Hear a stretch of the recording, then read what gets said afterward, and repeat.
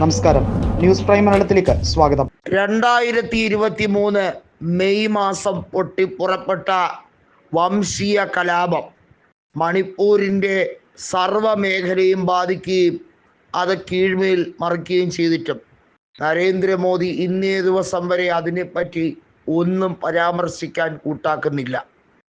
ഇപ്പോൾ ഗവർണർ അജയ് കുമാർ ഭല്ലയ്ക്ക് മുമ്പിൽ മണിപ്പൂർ മുഖ്യമന്ത്രിയായ ബീരൻ സിംഗ് രാജിക്കത്ത് സമർപ്പിക്കുന്നതിന് രണ്ട് കാരണങ്ങളാണുള്ളത്. അവിടെ BJPയുടെ സഖ്യകക്ഷി പിന്തുണ പിൻവലിച്ചതുകൊണ്ട് മന്ത്രിസഭ വീഴും എന്ന ഭയം കൊണ്ടല്ല.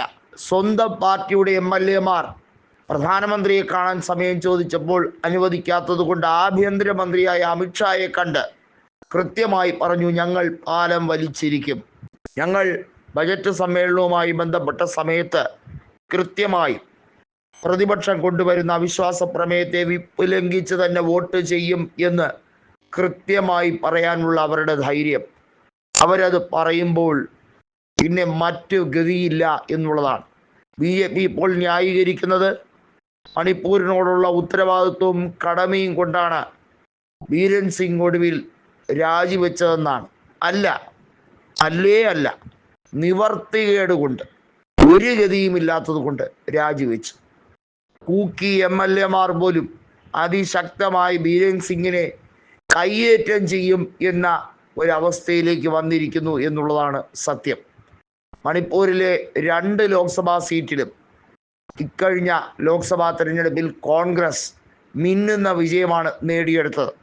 മണിപ്പൂരിൻ്റെ അവകാശങ്ങൾക്ക് വേണ്ടി അവർ പാർലമെൻറ്റിൽ ഘോരഘോരം വാദിക്കുമ്പോൾ പ്രധാനമന്ത്രിയും ആഭ്യന്തരമന്ത്രിയുമൊക്കെ മൂക്കത്ത് വിരൽ വെച്ചിരിക്കുകയാണ്.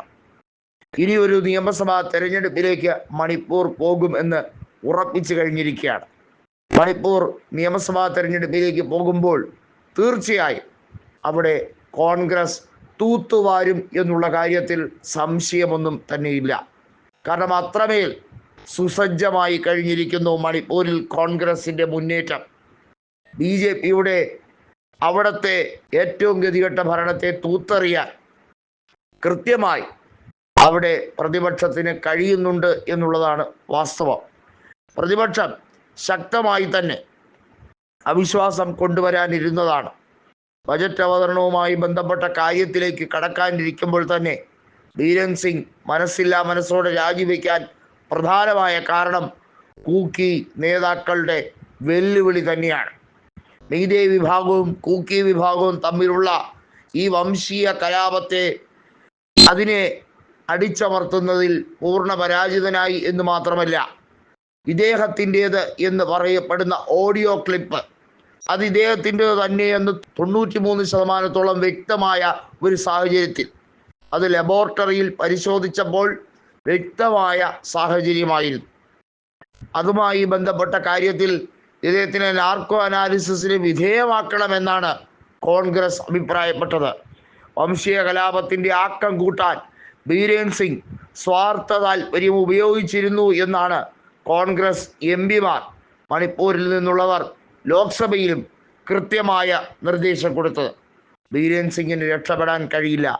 ബീരൻ സിംഗിനെ അഴിക്കുള്ളിലാക്കിയിരിക്കും കോൺഗ്രസ്.